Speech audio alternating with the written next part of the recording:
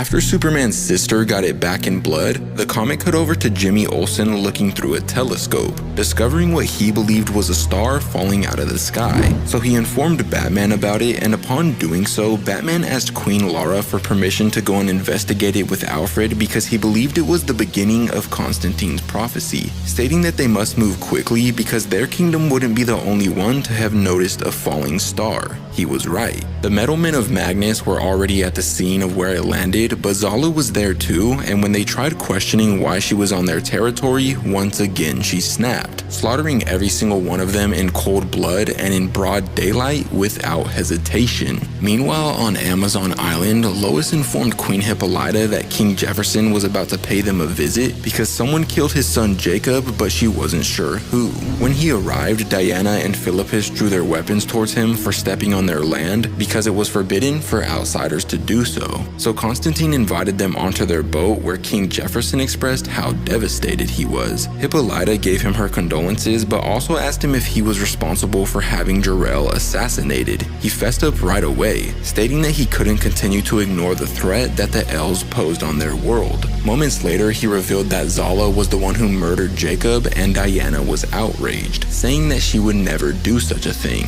but she did. She struck at night and dropped him from the sky, and King Jefferson needed to know that the Amazons would be on his kingdom's side once the war broke out like they had been for generations. She answered hesitantly, but Hippolyta assured him that their kingdoms would stick together if war was truly unavoidable, and Diana was pissed because she wanted to avoid war and she believed that Zala was innocent of what she was being accused of, so she took off on her flying horse to confront her about it. While on their way back to their kingdom, Constantine questioned King Jefferson's choices, saying that he just handed the Amazons' biggest weapon to the elves by pissing off Wonder Woman, but Jefferson disagreed. He believed that he just removed the influence of the Amazons' biggest supporter of the elves, but Diana should have been the least of their worries because moments later, you-know-who was back on demon time, Zala Jor-El. King Jefferson made the initial move by hitting her with a massive lightning blast, sending her plummeting into the ocean. They thought maybe she was dead, but couldn't have been more wrong,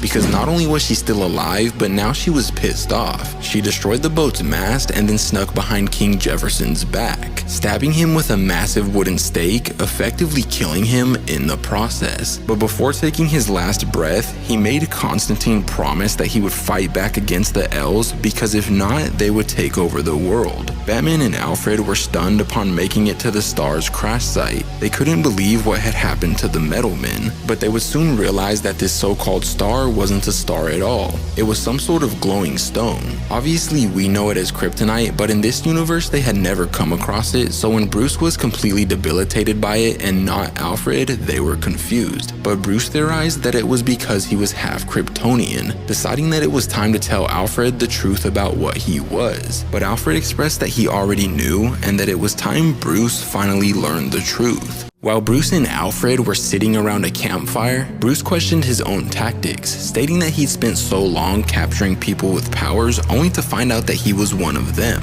But Alfred understood the reasoning behind his crusade against magic. He was just trying to protect the people he loved, but he shouldn't be in fear of what he didn't understand. Bruce then expressed that he didn't get how King Thomas just pretended to be his father, and so Alfred explained why everything played out the way it did. When Lara and Jor-El first arrived on Earth, they built a home hidden in the forest, and they eventually found happiness there despite losing their entire world. But one day they were woken up by tremors in the middle of the night, so they decided to track where they were coming from, discovering a giant volcano called Mount Kristoff that was going to erupt in 2 days. But Jor-El wasn't too worried about it. Yeah, they would lose their home, but they could just build a new one somewhere else. Lara, on the other hand, wasn't concerned about them. She was concerned about the nearby kingdom. So because they didn't want to reveal themselves in fear of being targeted due to their powers, they wrote down a bunch of plans that explained where the kingdom needed to build trenches and stuff so they could avoid being destroyed by the volcano. Eventually, these plans were given to the king and queen's advisor, Lex Luthor,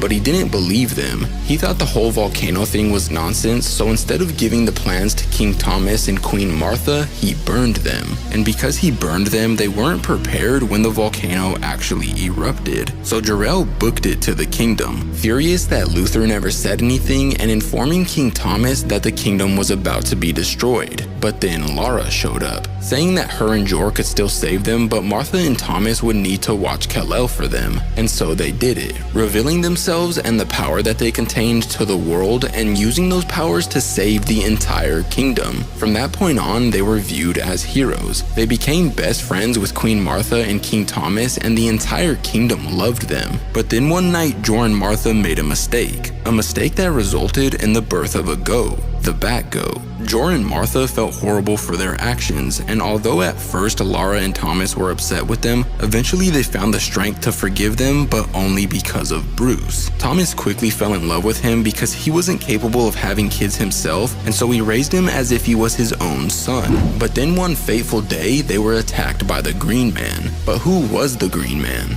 Lex Luthor. After realizing that he had almost doomed the entire kingdom, he was exiled by Thomas, but eventually he discovered a ring that gave him powers, but it also drove him to the point of insanity, effectively turning him into the Joker. And on the day that he attacked, both Martha and Thomas didn't survive. But before taking her last breath, Martha had one last request, that Jor and Lara take over as king and queen until the kingdom was ready to accept Bruce as their king. But sadly, that's where this issue comes to an end, but if you want to see what happens next, let me know in the comments down below.